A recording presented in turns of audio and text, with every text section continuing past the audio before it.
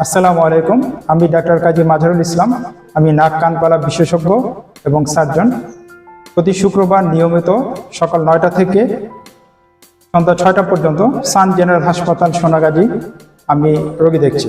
তো আমি আজকে আপনাদের কাছে একটা কমন প্রবলেম কানের, যে কান পচা রোগ সম্পর্কে আলোচনা করব।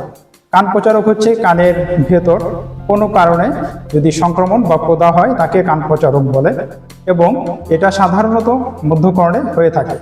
তো যেসব কারণে কান পচা রোগ হয় সেটা হচ্ছে যে ব্যাকটেরিয়া বা ফাঙ্গাস ইনফেকশনের জন্য, বা কানের প্রদাহের জন্য, অথবা গলা বা নাকের কোনো সংক্রমণ ইউস্টিশন টিউবের মাধ্যমে যদি কানে ছড়িয়ে পড়ে, কানে অপরিষ্কার পানি গেলে, কানে আঘাত বা খোঁচা লাগলে, এবং অ্যালার্জিক জনিত কারণে কান পচা রোগ হয়ে থাকে।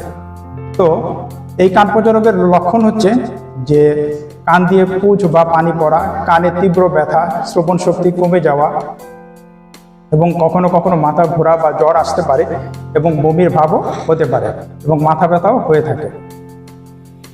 এবং এই কান পচা রোগ যদি হয় তাহলে আমাদের করণীয় হচ্ছে যে প্রথমে আমাদেরকে কান পচা রোগ শনাক্ত হলে আমাদেরকে ডাক্তারের পরামর্শ নিতে হবে, এবং ডাক্তার কান পচা রোগ বা সংক্রমণ শনাক্ত করে সেই অনুযায়ী চিকিৎসা দিবে, অ্যান্টিবায়োটিক বা অ্যান্টিফাঙ্গাল দিবে, এবং কান দিয়ে পুঁজ বা পানি পড়লে সে ডাক্তার পরিষ্কার করবে। অ্যালার্জির চিকিৎসা নিতে হবে অথবা ফ্লুর চিকিৎসা নিতে হবে, এবং এই সময় কান খোঁচানো যাবে না অথবা কানে পানি দেওয়া যাবে না। এছাড়া কানের পর্দা যদি ছিদ্র থাকে এবং ওষুধে যদি ভালো না হয় তাহলে অপারেশন করতে হবে।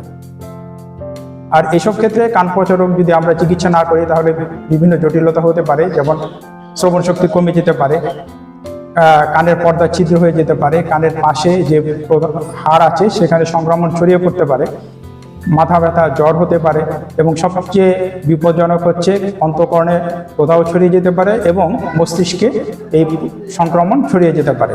এবং সেই জন্য কান পচা রোগে কোনো ভীত না হয়ে এবং অবহেলা না করে ডাক্তারের পরামর্শ নিন। ভালো থাকুন, সুস্থ থাকুন। ধন্যবাদ। আসসালামু আলাইকুম।